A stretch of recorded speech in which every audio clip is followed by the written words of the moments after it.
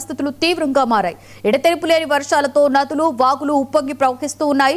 కొన్ని ప్రాంతాలలో ఆకస్మికంగా కురిసిన అతి భారీ వర్షాలు, మేఘ విస్ఫోటనాల కారణంగా జనజీవనం స్తంభించింది. పలు ప్రాంతాలలో రహదారులు తెగిపోవడం, ఇళ్లు, దుకాణాలు దెబ్బతినడంతో ప్రజలు తీవ్ర ఇబ్బందులు ఎదుర్కొంటున్నారు.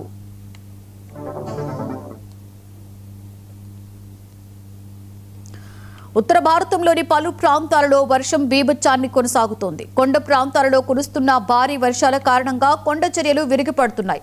నదులు ప్రమాదకర స్థాయిని దాటి ప్రవహిస్తుండటంతో లోతట్టు ప్రాంతాలు నీట మునిగాయి.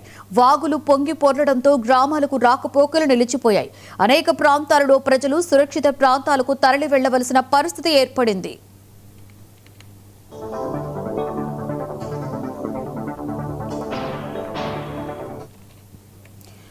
జమ్మూ కాశ్మీర్లో ఆకస్మికంగా వచ్చిన వరదలు పలు ప్రాంతాలను ప్రభావితం చేశాయి. భారీ వర్షాల కారణంగా కొండ ప్రాంతాలలో నీటి ప్రవాహం ఒక్కసారిగా పెరిగింది.